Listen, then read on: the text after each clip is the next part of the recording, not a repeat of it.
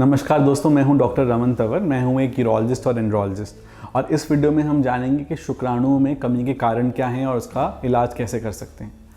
तो आपको समझना होगा कि 4 मुख्य कारण हैं जिसकी वजह से हमारे शुक्राणु में कमी आ सकती है।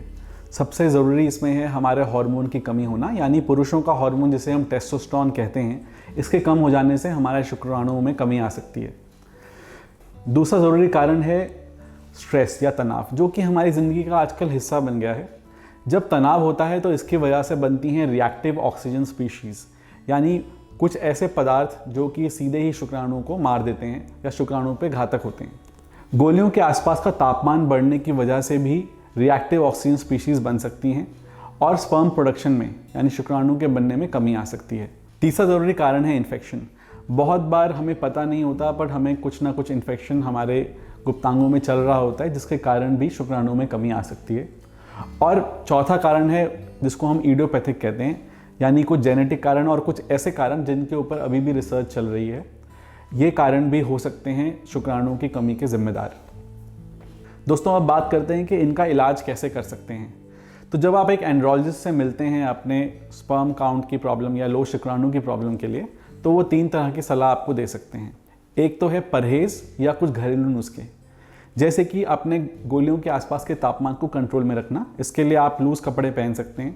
आमतौर पे टाइट अंडरवेयर्स या जीन्स या बहुत टाइट कपड़े पहनने की वजह से ये तापमान बढ़ सकता है। अगर आप बहुत गर्म पानी के स्नान या सौना करते हैं तो उससे भी तापमान बढ़ सकता है। अगर आप निरंतर लैपटॉप का इस्तेमाल जांघ पे रख के करते हैं तो इससे भी गोलियों के आसपास का तापमान बढ़ सकता है। तो आपको सलाह ये रहेगी कि कृपया यहाँ के तापमान को कम रखने के लिए लूज़ कपड़ों का इस्तेमाल करें और इन सब चीज़ों से दूर रहें। इसके अलावा आप इस्तेमाल कर सकते हैं ताज़े फ्रूट और सब्जियां।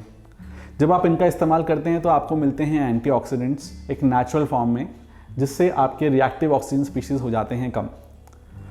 काफ़ी बार हम कुछ दवाइयाँ ऐसी भी आपको दे सकते हैं जिनके अंदर एंटीऑक्सीडेंट्स होते हैं, जिनको हम न्यूट्रास्यूटिकल्स कहते हैं।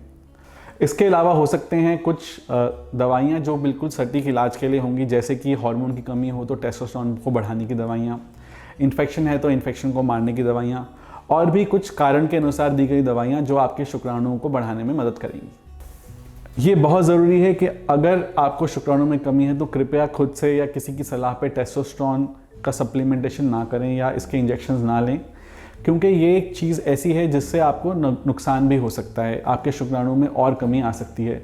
टेस्टोस्टेरोन जैसी पदार्थों को एंड्रोलॉजिस्ट की सलाह के बाद ही लें। दोस्तों, मी सॉल्व एक प्लेटफॉर्म है जिसके ज़रिए हम सही मेडिकल इन्फॉर्मेशन अपने दर्शकों तक पहुंचा रहे हैं। इस कोशिश में हमारा साथ दें।